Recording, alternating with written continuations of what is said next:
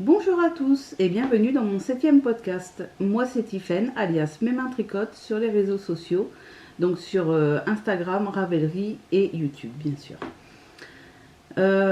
Tout d'abord je voulais vous remercier parce qu'on a dépassé les 200 abonnés sur ma chaîne YouTube et ça me fait énormément plaisir. Je ne m'attendais pas du tout à ça. Donc si vous aimez, continuez à vous abonner et n'hésitez pas surtout à laisser des petits commentaires parce que j'adore les petits commentaires. Voilà, donc on va commencer tout de suite par mes projets finis. Pardon.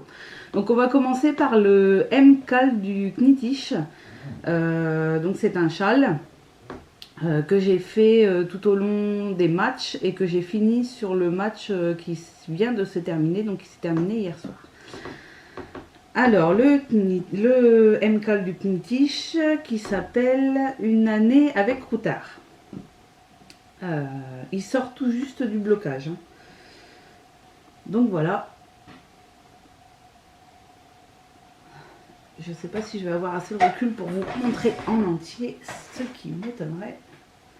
Non, il ne passera pas en entier dans la caméra. Donc je vais déjà vous parler des laines, bien sûr, et je vous le montrerai plus en détail après. Alors les laines, je ne sais plus si la dernière fois je vous en ai parlé ou pas. Les laines, la rouge, donc la rouge où les speckles ressortent beaucoup à la caméra, en vrai ça ressort un peu moins, hein. C'est un peu plus, le foncé est un peu plus discret en fait. Pardon. Donc le rouge c'est de la sock yarn de Hedgehog Fibre. Le coloris,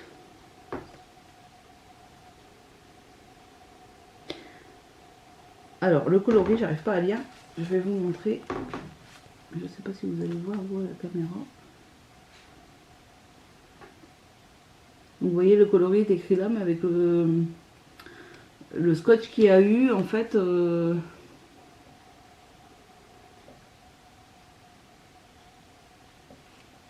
la Soclonie, je pense que ça doit être ça, je sais pas du tout. Donc je vous montre l'étiquette Hedgehog. Hop. Voilà, alors c'est de la laine figurine, 90% mérino, 10% nylon. J'adore le rouge, donc forcément je l'aime, hein, cette laine. Je la trouve très bien. Hop, petite puce à mon nez. Et l'autre laine, donc c'est de la laine que j'avais teinte.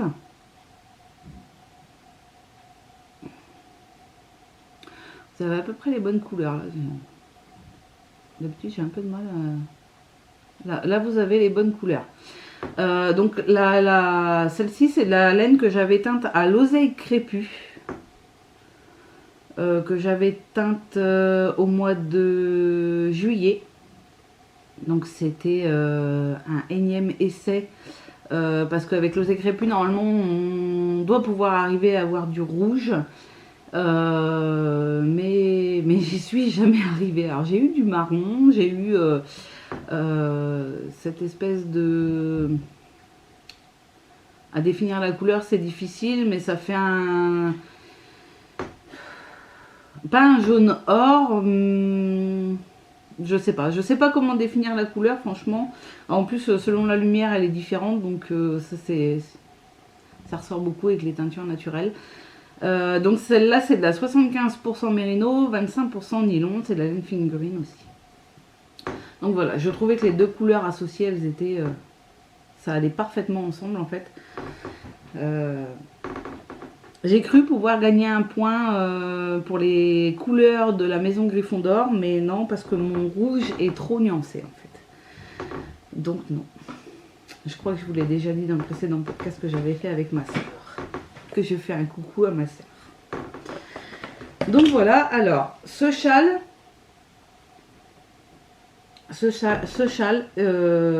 il serait à refaire, je le ferai pas. Tout simplement parce qu'on a eu des déboires au commencement, il y avait des coquilles dans le patron, donc qui n'a, je pense, pas été testé. Mais, et je l'ai recommencé, je crois, au moins 5 fois. J'ai pas lâché parce que je me suis dit c'est des points pour le match de Knittich et je voulais absolument essayer de le faire. Et comme j'aime bien en fait les châles mystères, je voulais voir ce que ça donnait. Mais franchement, ça sera à refaire, je le ferai. Donc, on commence l'indice 1. Donc, il va de la pointe, on commence de cette pointe-là jusqu'à la dernière rayure là. Et on fait des débuts de torsade. Je ne sais pas si vous allez bien les voir. Donc, au début, je me suis dit, oh là, ça me plaît pas forcément. Et au blocage, je trouve que ça fait joli. Donc voilà, ça fait des espèces de nopes sans être des nopes, hein, mais je trouve ça sympa. Le deuxième indice, alors que je vous dise pas de bêtises, il part de là où l'on fait, j'espère que j'arrive à vous montrer, où l'on fait ce petit motif en dentelle.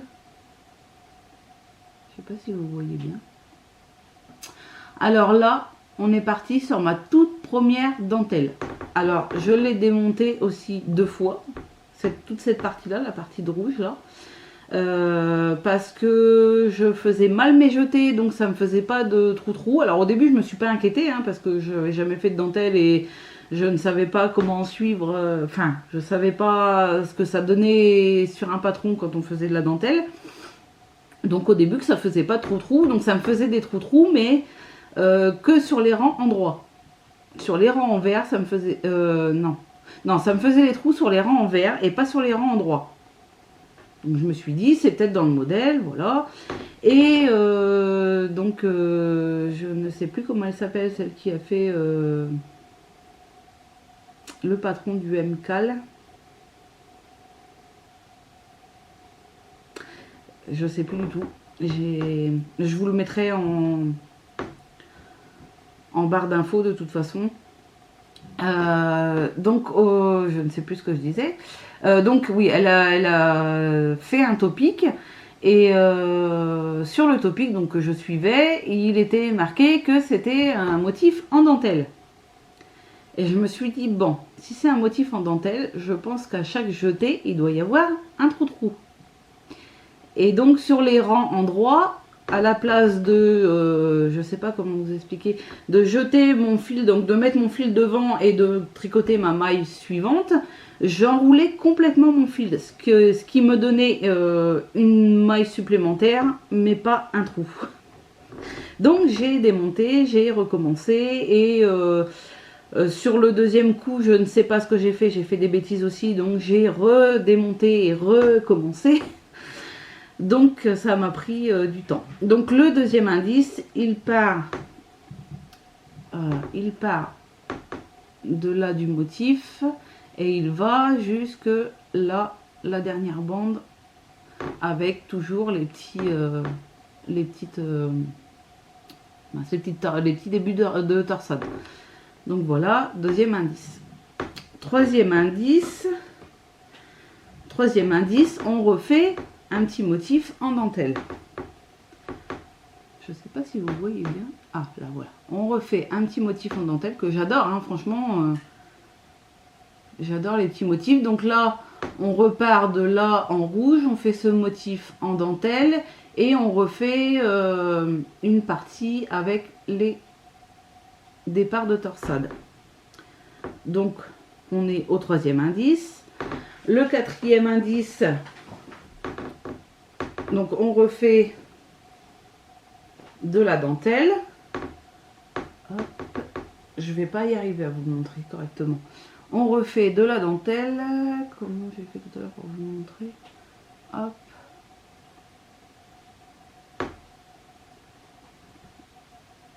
Je ne sais pas si vous allez bien voir. Voilà, on refait un motif en dentelle. On refait ces débuts de torsade. Et après, j'ai un doute. Donc là, on est au... J'ai préparé, hein, ça fait peur. 1, 2, 3, 4. Je compte si ça fait 5, 6 et 7. C'est ça. Donc là, le quatrième indice, que je ne me trompe pas, on fait la partie en dentelle et cette partie en torsade, en début de torsade. Après, le cinquième indice, on fait toutes ces rayures. Et dans le rouge, on fait, je ne sais plus si c'est des espèces de mailles glissées.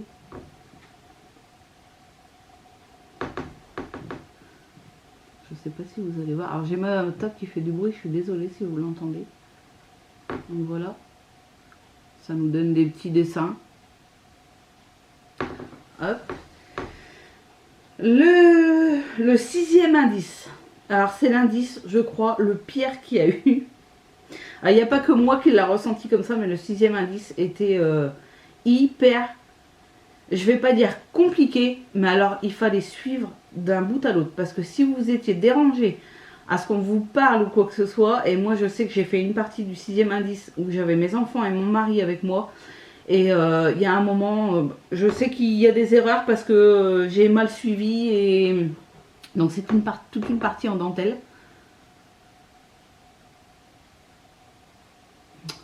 Que je ne vais pas arriver à vous montrer. Hop. Donc, mais une dentelle un petit peu plus complexe. Alors, en sachant que, je vous dis, moi, hein, c'est la première fois que je tricotais de la dentelle. Donc voilà. Donc, il doit y avoir des petites erreurs que je n'arrive pas à retrouver depuis qu'il est bloqué. Mais il y a des petites erreurs. Donc, qui viennent de moi, hein, pas du patron, ils viennent de moi, les erreurs, là. Et donc on fait toute cette partie en dentelle, plus la partie où on retrouve les petits départs de torsade. Et j'ai mal au dos, excusez-moi. Vous allez me voir bouger continuellement sur ma chaise parce que... Alors, et le septième indice, on fait encore des bandes de rayures avec... Alors, dedans, on a des maillons droits, des maillons verts qui se décalent.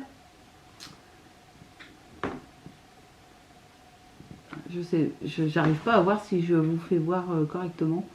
Donc là, sur cette partie-là, là, on a aussi, donc en plus petit... On le retrouve aussi sur cette partie-là et sur cette partie-là. Donc apparemment c'est moi qui ai fait une erreur, mais normalement les mailles doivent se décaler aussi. Ça vous donne un motif décalé comme ça et ça redécale dans l'autre sens. Si je vous montre bien, donc ça décale d'un côté et ça redécale dans l'autre sens. Et sur la dernière partie, il doit y avoir ce décalage aussi. Alors moi j'ai toutes mes mailles qui se décalent d'un sens, en sachant que mon premier rang... Donc mon premier et mon deuxième rang se décalent bien et après ça va plus. Donc j'en ai parlé à la créatrice du patron. Apparemment c'est moi qui ai fait une erreur, mais j'ai redémonté, j'ai suivi correctement le patron et franchement je trouve pas mon erreur. J'ai le bon nombre de mailles, j'ai tout ce qu'il faut. Donc est-ce que c'est vraiment une erreur de moi ou du patron? Je ne le saurais pas. Et on finit par les les débuts de torsade. Donc un châle qui pour moi a été compliqué à certains endroits. Si vous êtes habitué à faire la dentelle, il n'y a rien de compliqué du tout. Et c'est un châle qui du coup est je le trouve très très beau, hein, très joli. Mes châles, hop. bien sûr, il fallait que ça se passe dans ma boucle d'oreille. Mes châles, je les porte comme ça. Et là, ça fait... Donc par contre, on a un châle qui est relativement léger, je trouve. Parce que au blocage, il faut beaucoup l'étirer. Alors, ça c'est pareil. Quand je l'ai fini, je me suis dit, oh là, c'est un châle pour enfants. Donc toujours dans l'optique que je n'ai jamais fait de... Je n'avais jamais fait de dentelle. Donc du coup, je savais pas du tout ce que ça donnait au blocage. J'avais déjà entendu parler que la dentelle s'étirait beaucoup au blocage et que ça rendait toute sa beauté une fois bloquée. Mais quand je l'ai fini, je le prenais comme ça, je l'étirais déjà avec mes bras. Il faisait, on va dire, 1,20 m, pas plus. Moi, 1,20 m, c'était un peu quoi. Et là, donc je l'ai bloqué hier soir. Quand je l'ai bloqué, alors déjà quand je l'ai lavé, c'était plus du tout pareil. On voyait bien ressortir la dentelle. Et quand je l'ai bloqué, franchement, ben, il fait 1 mètre. Donc sur mon tapis de blocage, il faisait 1,85 m. Donc une fois enlevé les aiguilles, je pense qu'il fait, je ne vais pas mesurer, mais il doit faire 1,80 m. Il n'a pas beaucoup rétréci. Donc j'essaye de vous le montrer. Donc il fait 1,80 m en envergure et en hauteur, au plus long, il fait 60 cm. Voilà les parties en dentelle.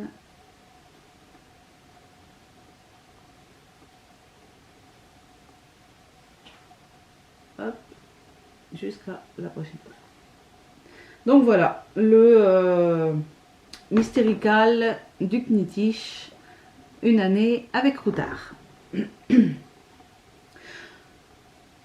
Donc après, celles qui ont hésité à le faire, faites-le, hein, le patron a été recorrigé entièrement. Je sais qu'au début, il y a des gens qui ont complètement abandonné parce que quand ils ont vu qu'il y avait beaucoup d'erreurs, mais ça a été vraiment sur le premier indice. Il y a eu des erreurs sur un ou deux autres indices, mais qui ont été corrigés rapidement. Donc maintenant, tout le patron, il n'y a plus d'erreurs du tout et ça va tout seul. Donc voilà pour ce châle. Alors, mon deuxième projet terminé, c'est l'écharpe Harry Potter. Alors, par Éolène sur Instagram et Éléonore Briade sur Ravelry. Alors cette écharpe, j'ai eu du mal à la récupérer pour vous la montrer parce que mon fils voulait absolument aller à l'école ce matin avec. Et je lui ai dit non, je le garde, il faut que je fasse mon podcast. Alors l'écharpe, oh là, ça va être sombre. L'écharpe Harry Potter. Je vous la passe pour vous montrer comment elle se porte. Donc moi, elle est, on va dire, un petit peu courte.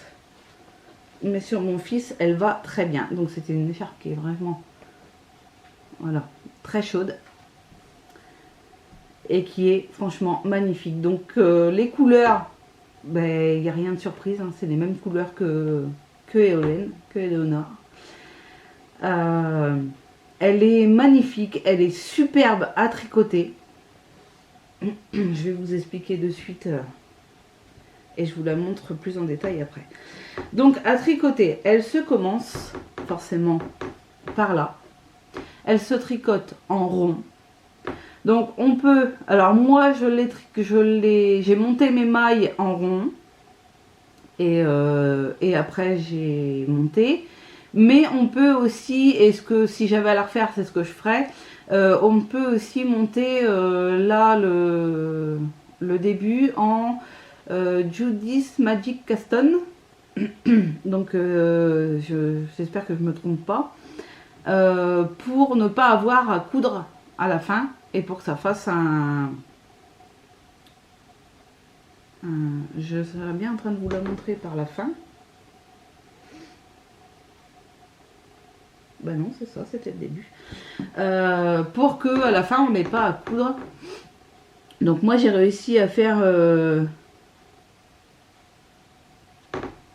Non, je vous la montre par là, c'est ça. J'ai réussi à faire une couture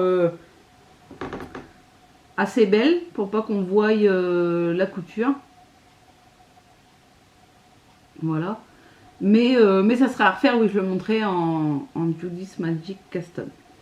Donc, on commence par quelques rangs en normal, hein, en une seule couleur. Après, on fait ces hiboux qui sont juste magnifiques, que j'adore. Après, on fait un petit motif de points. Après, on a le fameux logo Harry Potter, que j'adore. Après, on a une longue... Alors, je dis une longue parce que c'est... quand vous faites le jacquard, franchement, on s'ennuie pas. On a envie de voir ce que donne le motif avec la laine, tout ça. Par contre, quand on fait les rayures, c'est un peu plus long. Donc, on fait cette bande de rayures. Après, on reprend des petits points. Et après, on a le vif d'or avec les petits points sur le côté. On reprend les hiboux avec les petits points. On reprend une section de rayures.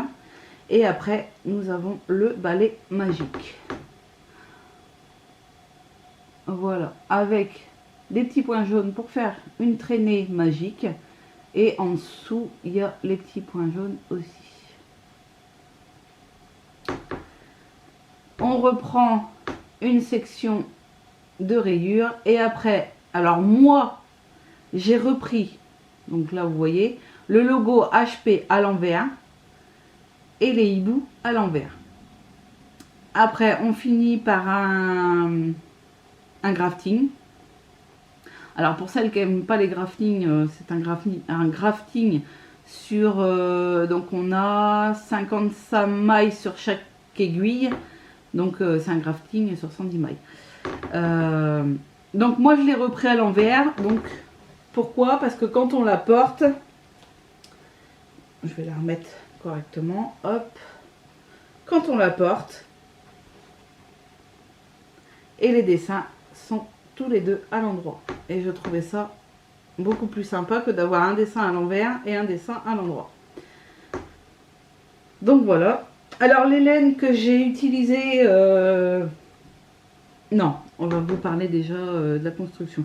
Donc je vous dis, il se tricote en rond, donc ça va relativement vite, ça va tout seul. Les débutantes au jacquard, je vous le conseille complètement parce que on a que 2 couleurs. À chaque jacquard, sur chaque rang, on n'a que 2 couleurs, ça va tout seul à faire. Les motifs sont pas du tout compliqués à faire.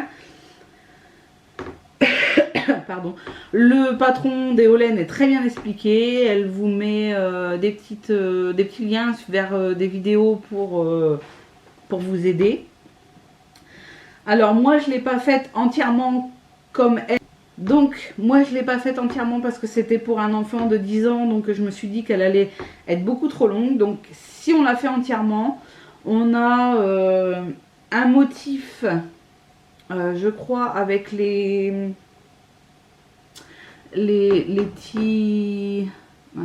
petits points là, avec les hiboux et avec une partie avec ces points là, je crois. Donc on a facilement une partie comme ça à rajouter, plus toute une partie de rayures. Donc je me suis dit, elle va être beaucoup trop grande, ça va l'embêter plutôt qu'autre chose, que là elle lui arrive vraiment au niveau des côtes, on va dire. Donc moi j'ai enlevé une répétition de rayures et un motif. Je voulais dire autre chose mais je ne sais plus quoi. Va falloir que je me fasse des notes hein, parce que je n'oublierai rien au moins. Donc voilà, donc pour un enfant, moi j'ai enlevé une partie de rayures. Ça serait pour moi, franchement, de rayures et un motif. Je ferai cette partie rayures et motif parce que moi je trouve qu'elle est un petit peu courte pour moi. Donc voilà, cette magnifique écharpe Harry Potter. Alors je vous assure que quand je l'ai commencé, j'avais au moins 3 fois par jour: maman, tu l'as bientôt fini? Maman, t'en es où? Maman, je peux la voir? Maman, je peux l'essayer? Alors j'étais contente hein, parce que ça lui faisait plaisir que je lui fasse une écharpe comme ça. Mais alors, ça vous met une pression supplémentaire et en plus j'étais dans un match de Quidditch en même temps. Donc j'avais double pression, là fallait que j'y aille. Il n'y a pas de souci, il fallait en mettre. Alors, les laines. Donc les laines, la bleue et la brique, la couleur bleue et la couleur brique, c'est de la laine Zeman, de chez Zeman, la laine royale. C'est de la 100% acrylique. Donc mon fils supporte très bien l'acrylique. Hein, et franchement, elle est douce au toucher, elle ne pique pas. Enfin voilà. Et pour un enfant, pour ce que c'est faire, l'acrylique c'est très bien. Par contre, celle-ci, donc c'est de la laine que j'avais teinte aussi à l'oseille crépue et reteinte par-dessus au curcuma. Ce qui me fait ce jaune un peu or. Et comme chez Zeman, j'avais pas ce jaune or que je voulais et qui ne plaisait. Enfin, le jaune qu'il y avait chez Zeman ne plaisait pas du tout à mon fils. Il me disait oui, mais ça fait pas jaune or, ça va pas. Donc, j'ai pioché dans mon stash et j'ai trouvé celle-ci qui se marie parfaitement avec les autres. Donc celle-ci, par contre, c'est de la 75% mérino et 25% nylon. Alors, la laine que j'ai utilisée, la laine de chez Zeman, par contre, c'est pas de la figurine. Elle se tricote, que je me dise pas de bêtises, je vais pas le voir parce que j'ai scotché mon truc. Ça doit être en 4-5 qu'elle se tricote. Je vous montre la petite étiquette de chez Zeman. Hop. Et alors vous voyez là, il ressort pas du tout jaune or. C'est marrant les couleurs teintes avec des herbes, tout ça, c'est selon la lumière, selon comment elle est tricotée, selon avec quoi elle est associée, ça n'a pas du tout le même rendu. Donc celle-ci c'est de la figurine et celle-ci c'est plutôt de la, je pense de la sport. On va pas parler au-delà des corps peut-être, entre sport et décor. Mais alors je me suis dit on va avoir une différence de fil, on va quasiment pas voir mon truc Harry Potter et je me suis lancée et en fin de compte on voit très bien, ça ressort très bien. On voit là peut-être une différence au niveau des rayures parce que forcément le fil est plus épais donc ça va me faire des petites vagues, mais portée ça se voit pas du tout. Et je dirais que c'est celle-ci qui va donner, celle-ci est souple aussi hein, mais beaucoup plus épaisse, et du fait que celle-ci on a les rayures plus fines, on a beaucoup plus de souplesse, elle est beaucoup plus souple au niveau des rayures. Donc après là c'est pareil hein, forcément comme on a le jacquard, on a tout le fil qui passe en continu pour arriver à retrouver, donc forcément il y a beaucoup plus d'épaisseur. Donc voilà. Donc moi les laines Zeman, je les ai tricotées pendant longtemps avant de découvrir les écheveaux teints à la main, avant de découvrir que je pouvais teindre aussi à la main. Et c'est une laine qui vieillit très bien dans le temps, qui est très très adaptée pour des enfants, comme ça s'ils abîment, ça coûte beaucoup moins cher hein. Donc voilà pour l'écharpe Harry Potter. Alors franchement si vous hésitez à la faire, lancez-vous parce que moi je ne l'ai pas lâché. Dès que je l'ai commencé j'ai tricoté que ça. J'ai fait peut-être une section de mon châle entre deux pour dire avoir mon point pendant le match, mais sinon j'ai fait que celle-ci, j'arrivais pas à la lâcher. Alors d'une, mon fils la voulait absolument et rapidement, mais moi c'est pareil, c'est très addictif. quand on commence, on a envie de passer au suivant. Quand on fait les rayures, on se dit bon, j'aimerais bien savoir ce que l'autre motif donne, donc on se dépêche de faire les rayures, et ainsi de suite. Et franchement, c'est un super patron. Alors merci Éléonore, parce qu'en plus c'est un patron gratuit sur Ravelry. Pardon. Donc c'est pareil, hein, tout ce qui est patron que je vous montre, tout ça, je vous mets tout en dessous la vidéo, en barre d'infos. Je vous mets tous les liens pour aller voir les patrons, pour que vous ayez pas à chercher si ça vous plaît. Donc voilà pour les projets finis. C'est déjà pas mal. Parce que la dernière fois qu'on s'est vu, j'avais peut-être le Harry Potter. Oui, je crois que j'étais arrivée en haut du Harry Potter. Donc là, ah oui, je vous ai pas dit, elle mesure en tout, là, moi, 1m62 par 50. Non, pas par 50. Par 15 peut-être. Non, par 20. Donc en largeur 20, en longueur 1m62. Donc voilà.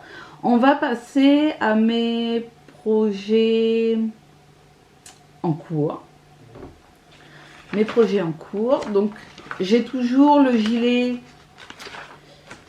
Annie sur mes aiguilles. Je l'ai beaucoup avancé. J'espère le finir rapidement. Parce que bon, avec les températures qu'on a en ce moment, un petit gilet de plus, ça serait pas du luxe, on va dire. Donc mon gilet Annie, hop, je m'en mêle.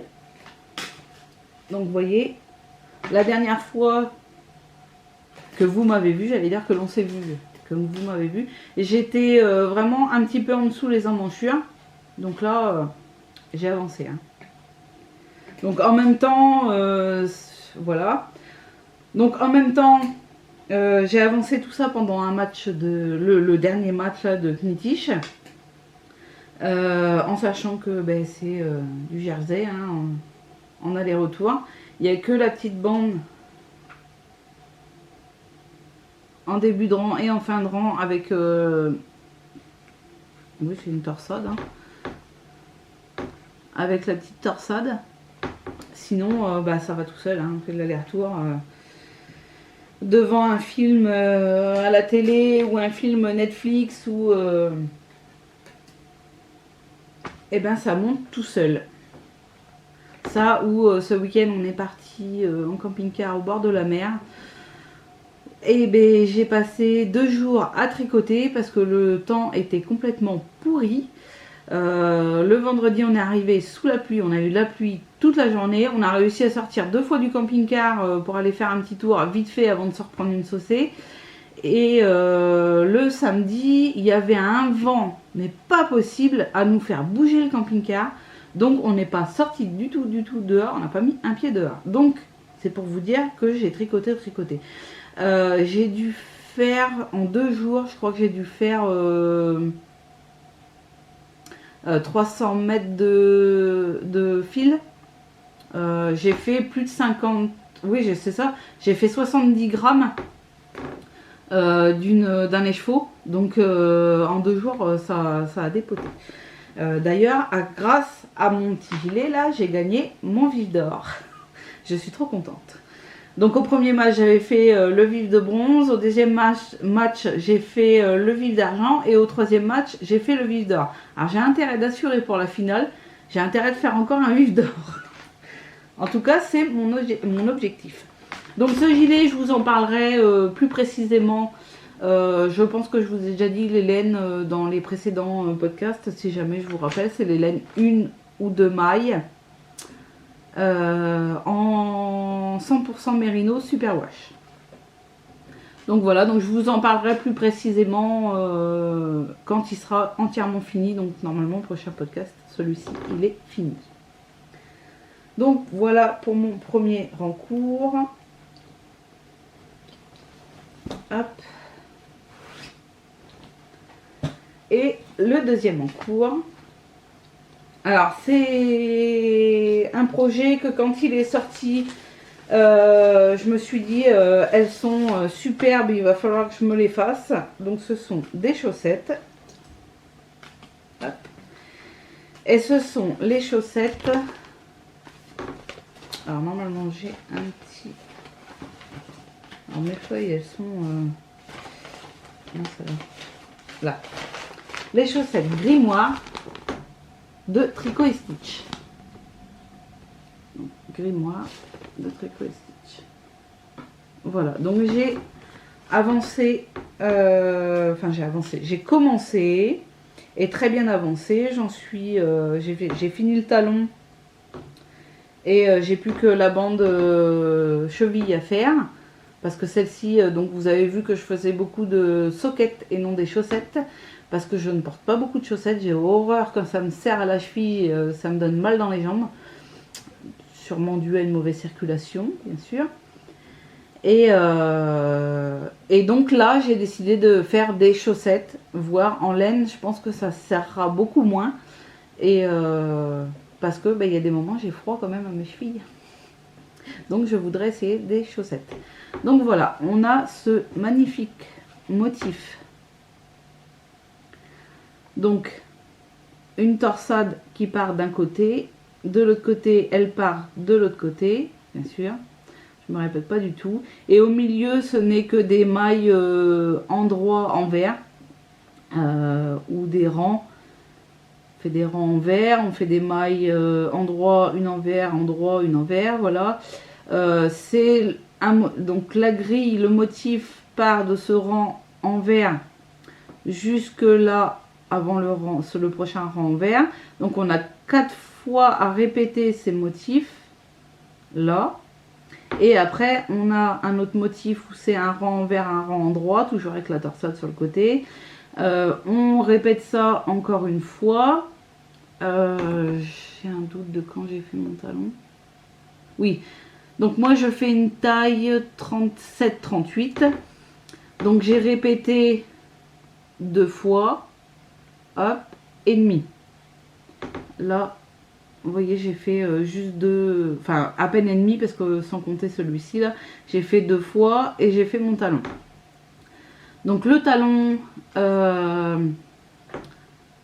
franchement, si vous aimez pas les trous au niveau du talon quand on fait des rangs raccourcis, ou les autres talons, là c'est un talon mais franchement super, hein, vous voyez il n'y a pas du tout de trou. Je trouve qu'il est très beau avec cette petite ligne qui se forme. Je sais pas comment, par là il est plus joli, de l'autre côté j'ai un peu, c'était la première fois que je faisais un talon comme ça. Donc voilà, le derrière du talon est en côte 1-1, que l'on va reprendre sur tout le derrière en fait. Le devant on continue et après on finira par des côtes je crois 1-1 aussi, je suis pas sûre. Donc c'est une chaussette comme vous l'aurez compris sur mes aiguilles qui se tricote en toe up. Donc on commence par la pointe et après on fait la pointe en jersey. Après on fait ce motif, donc derrière bien sûr tout est en jersey, hein. Pardon. Et après on fait ce talon sur la moitié des mailles. Normalement il est tricoté, non, normalement, sur le modèle il est tricoté en Magic Loop. Moi j'aime, depuis que je me suis mis avec les petites aiguilles 23 cm, j'adore, je pense que je m'en passerai plus. Je vais vous en parler un petit peu après des aiguilles 23 cm parce que j'ai investi dans des aiguilles. Et donc celle-ci c'est les Chiago. Et je vous en reparlerai après. Donc un patron franchement qui n'est pas difficile du tout. Comme ça on croirait qu'il est compliqué, mais en fin de compte la seule complication c'est si vous ne savez pas faire de torsade. Et encore ce sont des torsades sur 6 mailles je crois. Donc 3 mailles hein, qu'on croise. J'ai un doute. Oui c'est ça, c'est sur 6 mailles. La seule difficulté serait là si vous ne savez pas faire de torsade, mais si vous savez faire les torsades, ou même si vous ne savez pas faire, franchement, regardez une petite vidéo sur YouTube, il n'y a rien de compliqué, on croise la torsade tous les 6 rangs, si je ne me trompe. Oui, c'est ça. On croise la torsade tous les 6 rangs, donc rien de compliqué dans ce patron. Et franchement, il y a un super rendu. Donc toujours un point pour le patron que j'utilise spécial Harry Potter dans le Knittich. Alors, la laine. La laine que je retrouve. Voilà, je l'ai mise. La laine, c'est de la laine 75% mérino superwash, 25% nylon. Donc de la figurine, 100 grammes pour 400 mètres. C'est de la laine que j'avais teinte à l'avocat. Franchement, vous avez la bonne couleur en plus. J'arrive à avoir... Je pense que je vais continuer à filmer dans ma cuisine parce que j'arrive à avoir plus de lumière et c'est beaucoup mieux. Donc là, vous avez la bonne couleur. Donc un vieux rose que je trouve magnifique. Donc je me suis recommandé de la laine. J'ai mis des peaux d'avocat, des noyaux d'avocat de côté. Et je vais me reteindre pour me faire un gilet comme ça. Un gilet qui sera assorti avec mes chaussettes du coup. Que personne ne verra bien sûr. Donc je vais me faire un gilet en comme ça parce que je veux un gilet rose. Et ce vieux rose est tout juste magnifique, j'adore. Donc voilà, dont teinte que j'avais teinte à l'avocat.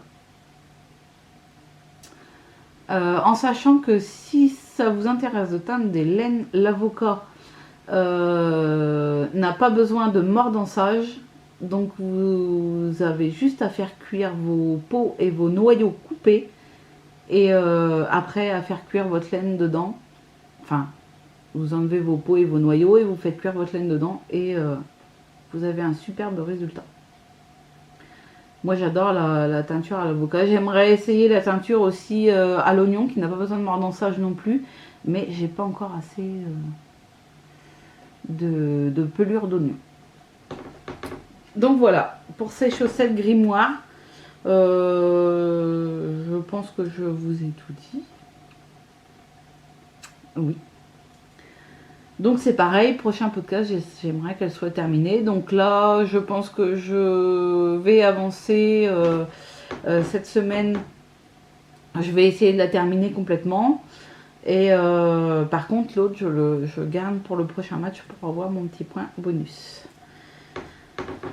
Donc voilà pour les chaussettes grimoire. C'est pareil, hein, si vous hésitez, franchement, lancez-vous. Patron très bien expliqué, Tricot et Stitch, c'est pareil, elle vous... il me semble qu'elle nous met... oui, c'est ça, il y a des tutos vidéo vers lesquels elle vous envoie.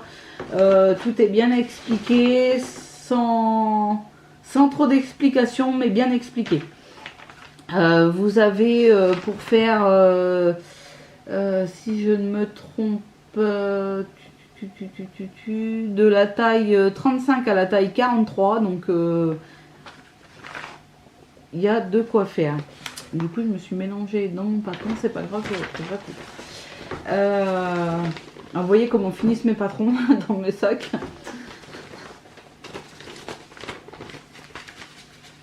Ça, c'est parce que je trimballe tout partout et du coup, dans les sacs, les feuilles se chiffonnent.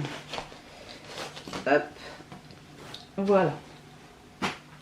Alors, voilà pour mes encours. Pour l'instant, je n'ai rien d'autre sur mes aiguilles parce que je voudrais absolument finir mon gilet. Mais quand j'aurai fini mon gilet, même si les chaussettes ne sont pas finies, je montrerai autre chose. Mais alors quoi, je ne sais pas encore. J'ai juste un petit projet que je vais vous montrer. Je suis en train de regarder mon téléphone pour vous chercher ça. Toc.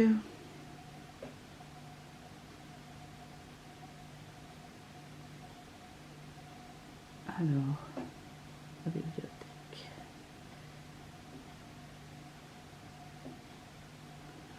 Donc, j'ai complètement flashé dessus. Ce sont les mitaines il ne veut pas me donner. Albiera. je pense que ça se prononce comme ça, je suis pas sûre, de Audrey Borrego. Ce sont des mitaines qui s'ouvrent. Et je les trouve franchement magnifiques. Et le fait que ça s'ouvre, c'est franchement très pratique.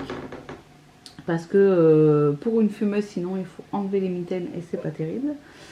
Donc j'ai tout de suite adoré ce modèle-là. Donc je l'ai acheté. Et je pense que quand les chaussettes seront finies, ça sera le modèle qui remplacera le tricot de mes chaussettes. Donc je remène un petit peu partout. Ce modèle là. Après, je n'ai pas d'autres projets en route. Enfin, en route, non. D'autres projets à venir. J'aimerais trouver un pull avec un yoke en dentelle. Alors, j'ai regardé vite fait sur Ravelry, j'ai pas trouvé plus que ça. Si vous avez des suggestions, n'hésitez pas, ça m'intéresse beaucoup. Hop. Donc si vous avez des suggestions que vous avez déjà fait ou que vous avez flashé, vous avez envie de faire aussi, n'hésitez pas à me montrer ce que vous voulez faire ou ce que vous avez fait. Ça me donnera des petites idées, ça m'aidera aussi. Parce que je me suis mis à la dentelle et franchement j'ai aimé ça et j'aime le rendu de la dentelle.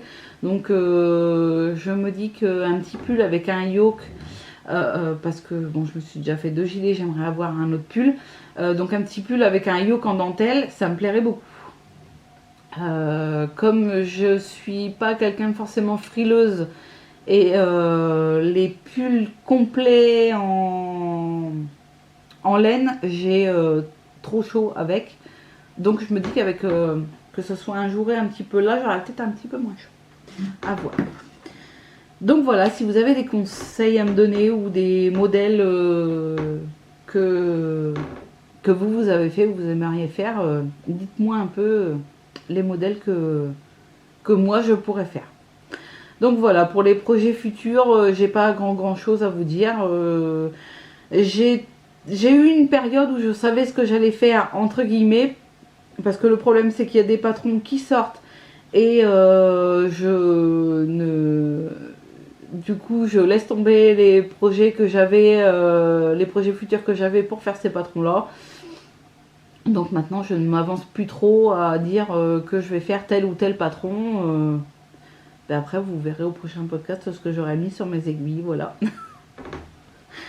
Donc voilà, c'est tout pour les projets en tricot. Donc je vais vous montrer un petit essai que j'avais fait en éco-print. Donc je l'avais déjà la dernière fois, mais comme j'ai tourné chez ma soeur avec ma soeur, j'ai pas pensé à le prendre, donc je n'ai pas pu vous le montrer. Donc un essai pas du tout réussi. Bon, c'est mon premier, hein. J'ai appris de mes erreurs, je vais recommencer et on verra ce que ça donnera. Donc je l'ai fait sur du coton, du 100% coton. Donc vous voyez qu'on voit un petit peu les feuilles, mais c'est pas terrible. Donc j'ai du mal plier déjà parce que ça fait les feuilles les unes sur les autres, on va dire. J'ai ces grosses taches de rouille. Hop. Je vous explique. Ces grosses taches de rouille parce que j'ai je sais plus le terme que l'on emploie, mais à la fin de ma cuisson, j'ai rajouté de la soupe de clous. Donc la soupe de clous, c'est pour remplacer le sulfate de fer. Et ma soupe de clous, je pense qu'elle est beaucoup trop concentrée. Et ça me fait des dépôts de rouille. Et ce qui fait que ça a taché en rouille comme ça sur une partie seulement. Alors ça aurait été partout, ça aurait pu faire joli. Mais là c'est juste une partie. Alors surtout au plieur. Je suis en train de vous le montrer à l'envers en plus. Sur juste une partie et sur les pliures de mon... Je sais pas si vous allez bien assis là, peut-être. Hop. Donc j'ai une feuille qui s'est faite vraiment comme je le voulais, comme j'aurais voulu que toutes les feuilles ressortent. C'est celle-ci. Moi j'aurais voulu que toutes les feuilles ressortent comme ça. Je la trouve magnifique celle-ci, elle est super belle.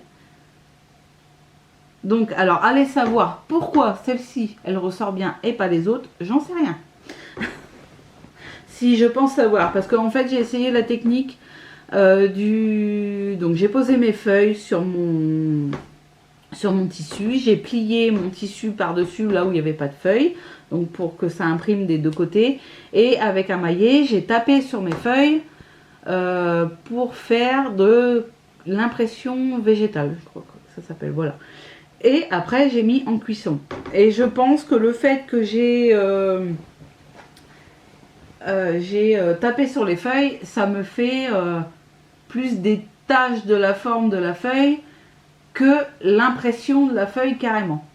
Donc celle-ci, je pense que j'ai dû l'oublier de la taper. Donc elle ressort très bien. Donc je vais réessayer avec une autre méthode, déjà rien que pour mettre ma soupe de clous, donc mon sulfate de fer. Parce que je trouve que là, ben, ça fait des grosses taches. Ça a taché tout le tissu. Bon, ça c'est pas méchant, hein, tout le tissu qui a été taché.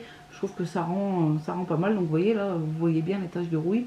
Donc après, j'ai appris de mes erreurs quand même, parce que les taches de rouille, je pense que je vais m'en servir. Parce que sur ma soupe de clous, je regarde par là parce qu'elle est là. Sur ma soupe de clous, ça fait tout un dépôt de rouille. Et vu comment ça tache sur le tissu, je pense que je vais jouer entre les feuilles et les taches de rouille, parce que ça pourrait être sympa. Dites-moi ce que vous en pensez, tenez. Est-ce que ça vous... Bon, là, c'est des grosses taches, c'est pas fait correctement, hein, mais je pense que ça pourrait faire joli, mes feuilles en foncé comme ça, et quelques taches, enfin, des taches de rouille dispersées correctement un peu partout. Donc, vous voyez, là, j'en ai une qui a pas trop mal fait. Donc voilà, mon premier éco-print. Je vais réessayer, mais cette fois sur du lin et non du coton. Et pour voir ce que ça donne, hein, pour voir quel tissu est le mieux pour moi, je replierai tout à l'heure, pour voir quel tissu imprime le mieux, comment ça réagit.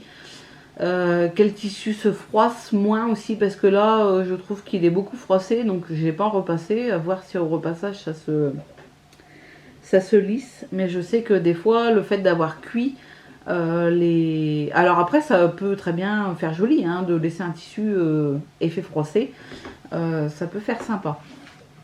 Mais donc je sais que des fois avec la cuisson ça...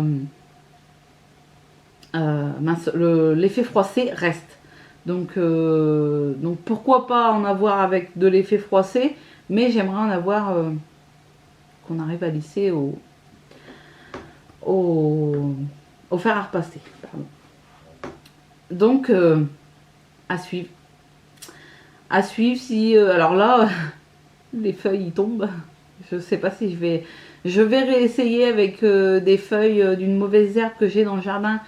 Que si jamais elle rend du tanin, et ça pourrait faire une magnifique feuille sur le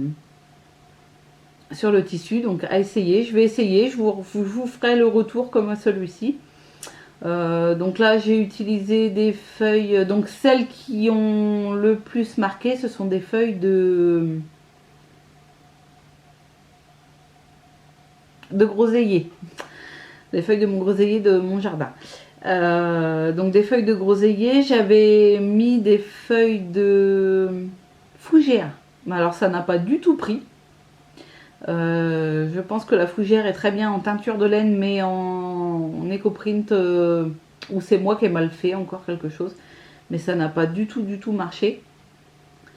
Et là, je vais essayer avec d'autres feuilles. Donc, il y a les feuilles de châtaignier qui marchent, les feuilles de marronnier qui peuvent marcher aussi, qui marchent aussi. Il y en a plein, hein. Après, il y a aussi les feuilles d'ortie hein, qui font la teinture. Il y a plein de choses comme ça. Donc, je vais essayer d'autres et on verra ce que ça donne. Parce que je me suis pas encore mise à la couture, mais ma pièce spéciale pour couture et laine, tout ça, avance beaucoup. Je pense qu'en début d'année, je devrais pouvoir m'installer dans cette pièce-là.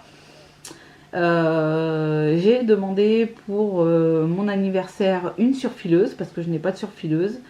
Et quand j'aurai bien mon atelier à moi pour être tranquille pour coudre, je pense que je pourrais m'y mettre correctement. Et donc du coup, c'est pour ça que je veux faire de l'éco-print, parce que j'aimerais me faire des tenues comme ça en éco-print, parce que j'adore le résultat, il est tout simplement magnifique. Donc en référence à By Night, hein, que je suis assidûment, c'est elle qui m'a donné l'envie d'essayer ça. Donc moi ce n'est absolument pas pour vendre, hein, tout ce qui est mes teintures de laine et les éco-prints, je ne chercherai pas du tout à vendre, je laisse ça justement à celles qui le font très bien. Moi c'est pour moi personnellement que je fais ça. Donc oui, j'aimerais me faire des habits comme ça et d'autres habits. J'aimerais me lancer dans la couture. Il manque plus que la pièce et le nécessaire. Donc je vois que je suis en train de faire bouger l'appareil photo. J'espère que je vous donne pas le mal de mer. Donc voilà. Alors on va essayer de moins bouger la table. Alors après, j'aimerais faire une petite partie sur des aiguilles. Alors jusqu'ici je tricotais avec les aiguilles Knit Pro que j'aime bien, hein, qu'il n'y a pas de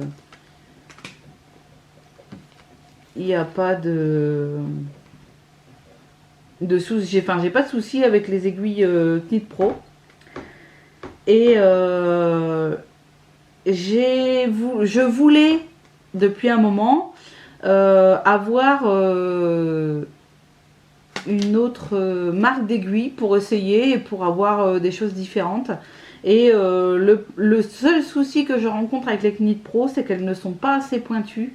Et pour tout ce qui est dentelle, franchement, c'est pas terrible.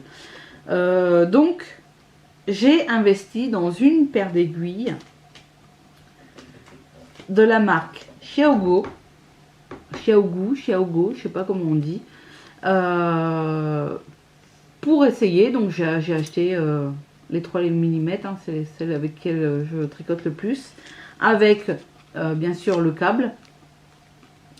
Il y a un moment que j'ai investi, j'avais pas encore eu l'occasion de les tester, et là parce que j'avais acheté les aiguilles numéro 3, donc mon gilet Annie je le fais en 3,5, le châle était fait en 3,5 aussi, l'écharpe Harry Potter est fait en 3,5 aussi, donc j'avais pas le 3,5. Alors du coup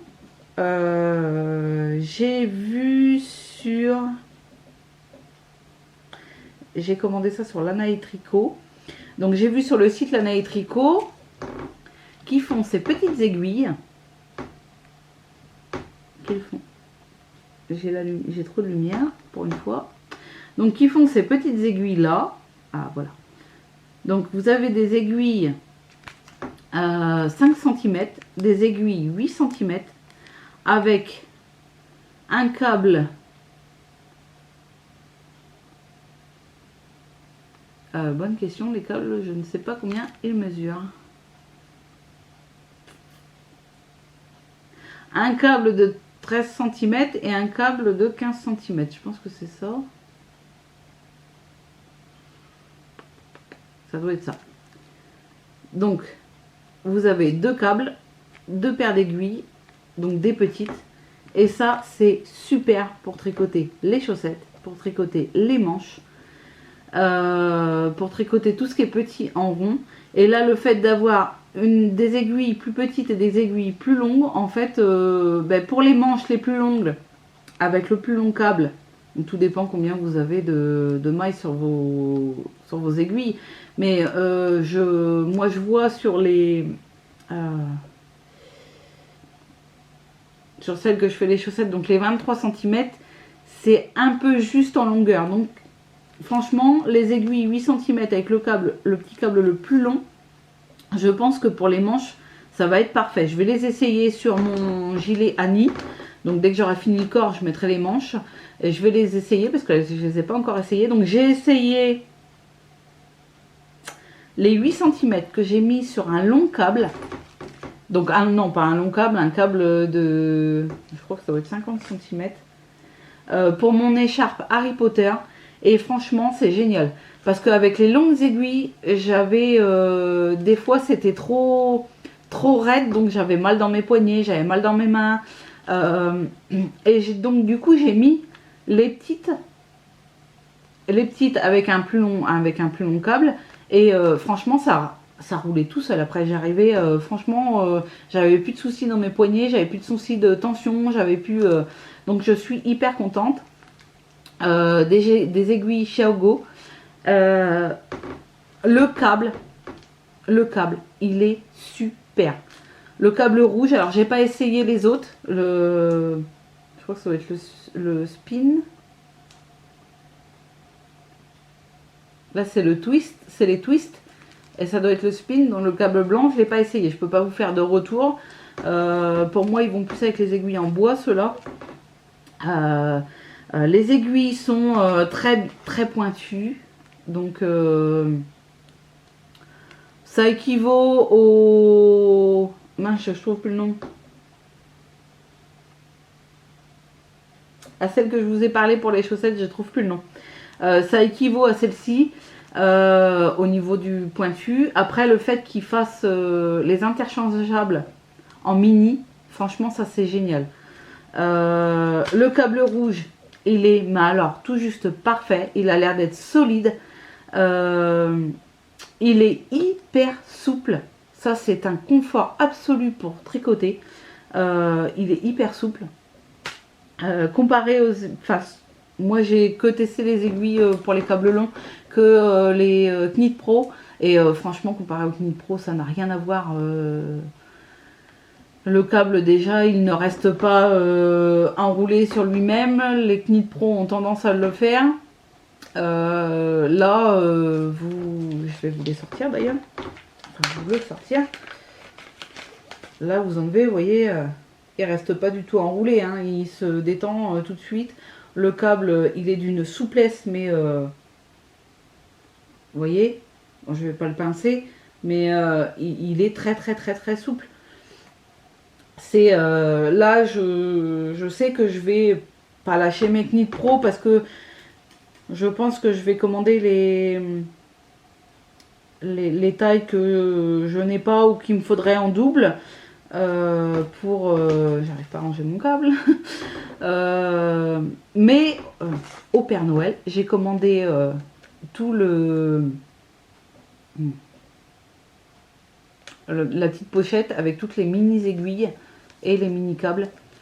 Parce que ceux-là, franchement, je les voulais justement en petite taille, donc ça va du 2 au 3,5 ou au 3, j'ai un doute. Enfin bref, ça va jusqu'au 3 en plus, les 3,5, les 3,5 je les ai là, mais je crois que ça va jusqu'au 3,5, ça va du 2 jusqu'au 3,5. Il y a, à mon souvenir, 6 tailles d'aiguilles et vous avez deux aiguilles, donc les 8 cm et les 5 cm par. Donc me revoilà. Alors la petite coupure recharge d'appareil photo parce que je n'avais plus de batterie. Et du coup je ne sais même plus ce que j'étais en train de vous dire.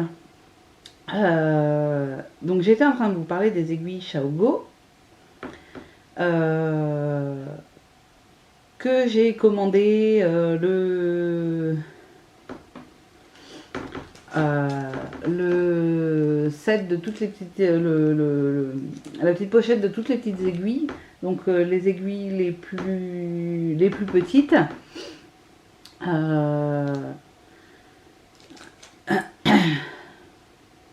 Parce que franchement, j'en suis tombée amoureuse de ces aiguilles.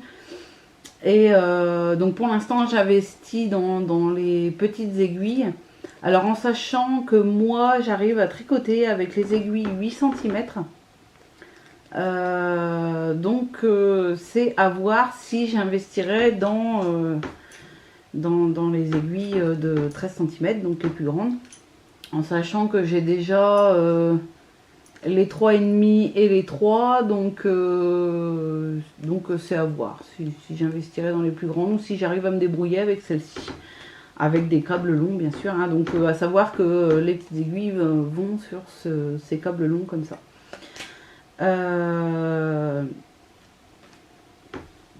On va parler du coût. Alors ces aiguilles ont forcément un coût.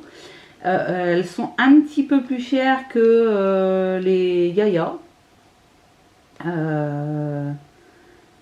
Ça équivaut aux Yaya, à part que chez Yaya vous n'avez pas les interchangeables en petit comme ça. Et ça franchement je trouve ça super. Je vous l'ai peut-être déjà dit, hein. Je trouve qu'elles sont qu'ils ont bien fait les choses en fin de compte. Pour donc avoir les 5 cm, les 8 cm, et on peut adapter comme ça, vous pouvez faire plusieurs longueurs de câbles. Donc derrière il est marqué que si vous additionnez les aiguilles 5 cm avec le câble de 13 cm, ça vous fait du 23 cm. Si vous additionnez le câble de 15 cm avec les aiguilles 5 cm, ça vous fait du...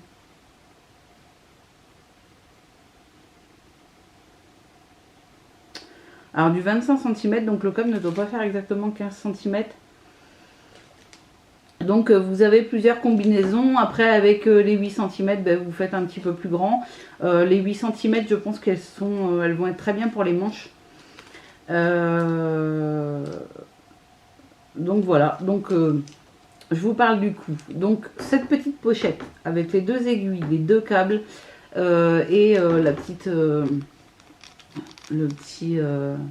la petite aiguille là pour serrer vos aiguilles sur les câbles. Moi je l'ai acheté à 19 € chez Lana et Tricot. Le kit complet, donc qui va du 2 au 3,5, je crois que c'est ça. Chez Lana et Tricot, il est à 85. Oui, ça doit être ça. Il est à 85 €. Donc c'est un coût, hein, 85 €. C'est pour ça que moi je l'ai demandé au Père Noël. Père Noël très gentil. Non. J'ai commandé au Père Noël, donc comme ça j'aurai le kit de toutes les petites aiguilles. Celui qui m'intéresse le plus. Les aiguilles, j'ai pas le prix et je ne me souviens plus du prix.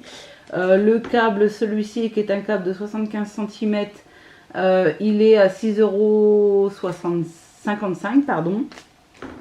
J'en ai un autre et je crois qu'il est dans les mêmes prix. Donc là, sur les petites aiguilles, si vous additionnez toutes les tailles, bien sûr vous dépassez les 87 €. C'est pour ça que j'ai commandé le kit, parce que au début je voulais investir on va dire un par mois pour me faire le truc complet, et en fin de compte je me rends compte que ça revient plus cher, même si j'ai pas forcément sur un mois complet à dépenser 87 € dans mes aiguilles. C'est pour ça que je voulais investir un peu tous les mois. Mais Noël arrive et comme je ne savais pas quoi demander et que mon cher mari m'a talonné pour me faire un cadeau, je lui ai dit écoute, comme moi le set d'aiguilles comme ça, il va énormément me servir. Donc voilà cette petite parenthèse sur les aiguilles Xiaogo. Tout ça pour vous dire en résumé que c'est des aiguilles super, qu'elles sont certes plus chères que les autres. Mais je pense qu'au fil du temps, elles ont une tenue au niveau du câble surtout. Les aiguilles, je sais pas, les aiguilles toujours, c'est toujours fragile au niveau des pas de vis. Donc ça sera à voir. Mais moi j'ai encore cassé aucune aiguille, hein. Franchement, je n'ai encore jamais cassé d'aiguille. Mais au niveau du câble, c'est vraiment le câble qui m'a fait aimer ces aiguilles-là. Alors, en plus d'être bien pointu et de pouvoir arriver à faire plein de choses avec, le câble est d'une souplesse. Je vous l'ai déjà dit, hein, mais le câble est hyper souple. Il ne garde pas la forme de quand il est plié. Vous voyez, il reste bien détendu. Donc, pour tricoter, c'est génial. Donc si vous avez un doute sur un investissement, franchement, partez sur les Xiaogo. Parce que moi je les préfère aux Yaya, donc je les ai testés. Hein, ma soeur a les Yaya, donc je les ai testés. J'ai les mini Yaya des 23 cm. Elles sont super, hein, je dis pas, mais elles sont pas interchangeables. Donc franchement je préfère les interchangeables.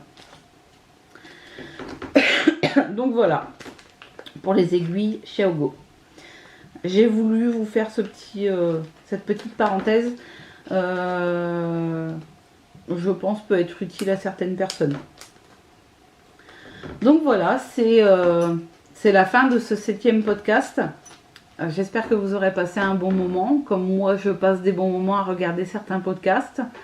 Quand je dis certains, c'est beaucoup. Hein. J'adore les podcasts, c'est pour ça que je me suis mise à en faire parce que en tricotant, ça fait passer un bon moment. On découvre plein de choses aussi dans les podcasts, des choses qu'on ne connaissait pas, des patrons qu'on ne voit pas forcément passer, des personnes qu'on ne connaît pas forcément. Et voilà, j'adore ça. Je voulais revenir aussi sur l'heure de la laine. Dans le dernier podcast, ma soeur et moi vous avions dit que nous serions présentes et malheureusement nous n'avons pas pu y aller. Donc ma soeur a eu quelques soucis de santé, ma maman aussi. Et malheureusement, je n'avais pas de voiture ce week-end-là. Donc je n'ai pas pu y aller. Je ne voulais absolument pas que ma soeur conduise parce que elle n'était pas très en forme à ce moment-là. Donc nous n'y sommes pas allés. J'ai été un petit peu déçue, mais bon, je pense que sûrement fin novembre, nous allons aller au CSF. Et ce qui est sûr et certain, donc c'est dans encore un petit peu de temps, mais ce qui est sûr et certain, c'est que nous serons ma soeur et moi, et sûrement mon mari, parce qu'il veut y retourner aussi, au fil de la Manche, qui se déroule au mois d'avril, qui sera au mois d'avril 2020. Ça, c'est sûr et certain, à moins que je sois très très malade, que je ne puisse pas sortir de mon lit ou de mon canapé, mais sinon, je serai au rendez-vous au fil de la Manche parce que j'ai adoré ce salon. C'est un petit salon et franchement l'ambiance était super. Moi j'ai passé un agréable moment au fil de la Manche. Donc j'aurais aimé retrouver ce petit salon. Je sais qu'au CSF ça va pas être pareil. Déjà moi quand il y a trop de monde je ne me sens pas forcément très très bien. Je me sens un peu étouffée. Donc on verra bien. Donc pour l'instant c'est en prévision d'y aller. Donc je vous redirai quoi. Si nous y serons ou pas. Donc je vais vous laisser. Je vous souhaite un bon tricot, un bon crochet, une bonne couture. Je vous souhaite plein de bonnes choses d'ailleurs. Je vous dis à la prochaine. Je vous fais plein de gros bisous à tous. Encore merci pour tous les abonnés Et je vous dis à la prochaine. Bye bye.